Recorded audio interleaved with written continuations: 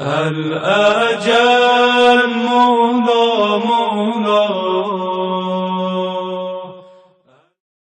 اعوذ باللہ من الشیطان الرجیم. بسم اللہ الرحمن الرحیم. امام عصر جب تشریف لائیں ہمیں وہ 313 میں پائیں، ہم اپنے آپ کو ایسا بنائیں ہمیں وہ 313 میں پائیں. آج ناظرین کی خدمت میں نیا پروگرام لے کر حاضر ہوئے ہیں.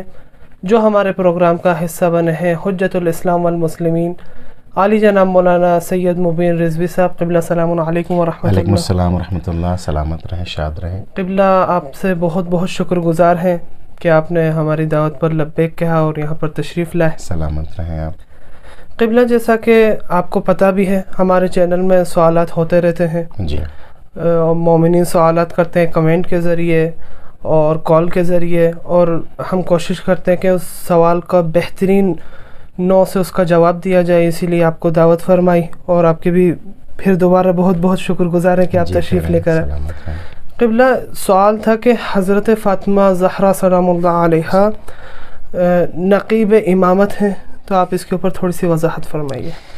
اعوذ باللہ من الشیطان الرجیم. بسم اللہ الرحمن الرحیم. رضا سلم. اللہ آپ کو آباد و شاد رکھے، خوش رہیں آپ کے بابا جانی سلامت رہیں، اور آپ لوگ یہ مل کر کے جو اتنا ایک عظیم کام کر رہے ہیں اور ایک سلسلہ ہے دفاع اہل بیت کا، پیغام اہل بیت پہنچانے کا. کافی دنوں پہلے آپ کے ہمراہی میں کچھ پروگرام ہم نے کیے تھے اور اتفاق سے شرف ہوا کہ ایک بار پھر میں حاضر ہوا ہوں. ناظرین، حضرت زہرا سلام اللہ علیہا نقیب امامت یعنی ایک ایسی ذات، ایک ایسی شخصیت جو امامت اور ولایت کی آواز کو، مقصد کو، مشن کو پوری دنیا میں پہنچا سکے.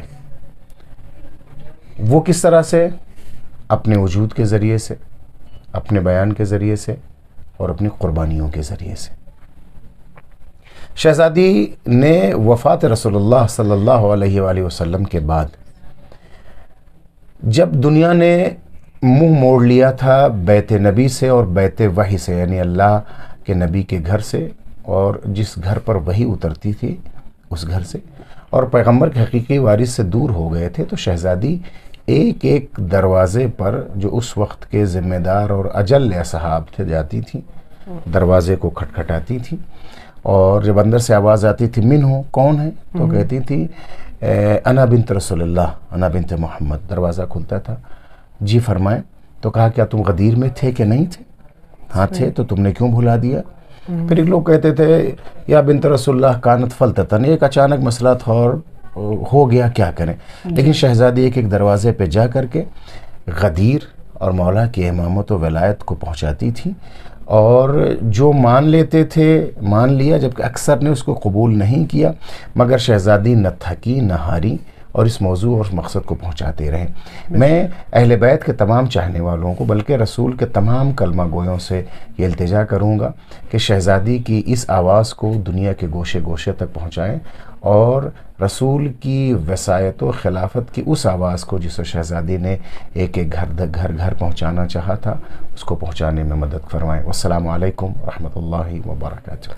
قبلہ سبحان اللہ، ماشاء اللہ، خدا آپ کی توفیقات میں مزید اضافہ فرمائے. سلامت رہے.